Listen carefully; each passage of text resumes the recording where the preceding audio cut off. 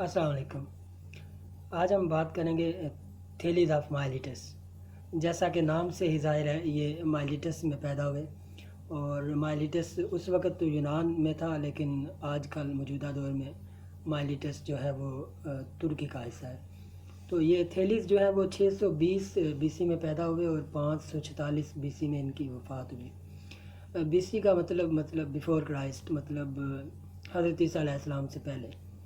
اس کا مطلب ہوا کہ حضرت عیسیٰ علیہ السلام سے 620 سال پہلے یہ پیدا ہوئے تھے۔ تو آج انہی کی جو ہے وہ بایوگرافی اور تھوڑا سا کوئی جو انہوں نے کام کیا ہے اسی کو ڈسکس کریں گے۔ تو تھیلیز قدیم یونانی فلسفی مائلیٹس میں پیدا ہوئے تھے۔ تھیلیز کے فلسفہ اور سائنس کے سب سے بڑے ماخذ ارسطو نے بنیادی اصولوں مادے کے مادے سے پیدا ہونے والے مادے کے سوال کی تفتیش کرنے والے شخص کی حیثیت سے پہچان کی، اور اسی وجہ سے فطری فلسفے کے مکتبہ کا بانی کے طور پہ تھیلیز کو جانا جاتا ہے۔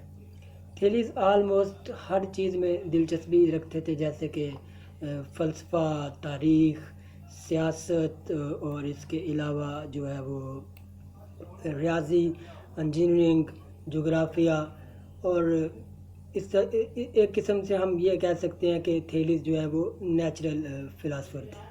تھیلیز فلکیات کے مسائل میں زیادہ ملوث تھے اور کائناتی جو واقعات کے متعدد وضاحتیں مہیا کرتے تھے، جن میں روایتی طور پر مافوق الفطرت ہستیوں کو شامل کیا جاتا ہے، آسمانی مظاہر کی تفہیم، اور اس کے علاوہ جو ہے وہ سوال اٹھانے کا طریقہ۔ یونانی علم فلکیات کا آغاز جو ہے وہ تھیلیز نے کیا۔ تو تھیلیز کے فردی تصورات نے نئی دلیرانہ تھیں، اور خدائی مداخلت سے مظاہر کو آزاد کرنے میں اس نے سائنسی کوشش کی، راہ ہموار کی۔ انہوں نے مائلیجین اسکول آف نیچرل فلاسفی کی بھی بنیاد رکھی، سائنسی طریقہ تیار کیا اور پہلی مغربی روشن خیالی کا آغاز کیا۔ اب بہت سارے قصے کہانیوں کی تھیلیز کی تحقیقات سے قریب جڑے ہوئے ہیں۔ جب اس کے فردی تصورات کے ساتھ وابستگی میں غور کیا جائے تو وہ مزید معنی لیتے ہیں اور زیادہ روشن ہوتے ہیں۔ قدیم زمانے میں تھیلیز کا بہت احترام کیا جاتا تھا، اور ڈایوجنیز کے ذریعے تحریر کردہ ایک خط انگزیمنیز سے پائتھاگرس تک ان کے جو شاگرد تھے، انہوں نے یہی کہا کہ جو ہے نا ہم بنیادی طور پہ جو ہے نا تھیلیز کے ہی جو ہے نا وہ نقطہ نظر سے متاثر ہیں، اور اسی کی بحث کو جو ہے نا انہوں نے آگے بڑھایا۔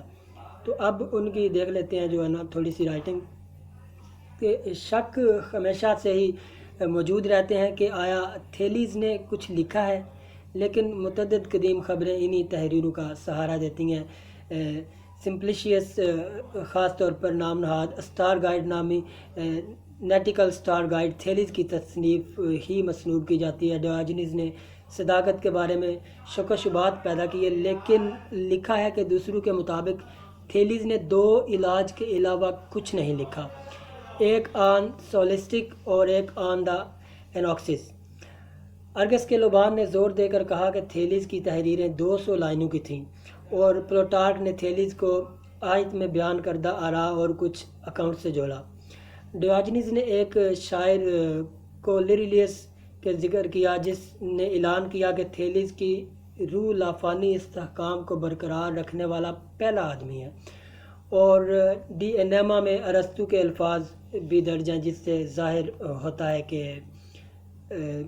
ارسطو ایک تحریری محاذ سے کام کر رہے تھے۔ ڈیوجنیز نے ریکارڈ کیا کہ تھیلیز کچھ کھاتوں کے ذریعے ایسا لگتا ہے کہ وہ فلکیات کا مطالعہ کرنے والے پہلے شخص تھے، جو سورج کے چاند گرہن کی پیش گوئی کرنے والے اور خلوت کو حل کرنے والے پہلے شخص تھے۔ تو یوڈیمیز اپنی تاریخ فلکیات میں یہی وہ چیز تھی جس نے زینوفنیز اور ہیروڈیوس کی تعریف کی، اور ہیراکلائٹس اور ڈیموکریٹس کا نوٹس وغیرہ، جنہوں نے ہسٹری آف سائنس لکھا، اور جیومیٹری اور الخیات پر بھی انہیں تھیلیز کے فردی تصورات کے لیے ممکنہ ذریعہ سمجھا جاتا ہے۔ ڈیوجنیز کے ذریعے فراہم کردہ معلومات اس طرح کے مادہ جس کو انہوں نے اپنی تاریخ ہسٹریومی میں شامل کیا، اور یہ ممکن ہے کہ آن دا سولیٹس اور آن دا ایکوینکس کے عنوانات یوڈمیز کو دستیاب ہوں۔ زینوفنیز جو ہیں یا پھر ہیراکلائٹس یا ڈیموکریٹکس تھیلیز کے کام سے واقف تھے، اور ہو سکتا ہے کہ ان کے پاس تھیلیز کا کوئی کام دستیاب نہ ہو۔ بہرحال یہ بات پورے وثوق سے نہیں کی جا سکتی کہ تھیلیز کی کوئی مکمل تصنیف ہمارے تک پہنچی ہے یا نہیں۔ پروکلس نے یہ ریکارڈ کیا کہ تھیلیز کے بعد جیومیٹری کی ایک بہت بڑی دولت ہے، ان میں سے بیشتر اعزاز ناموں کے طور پہ باقی ہیں۔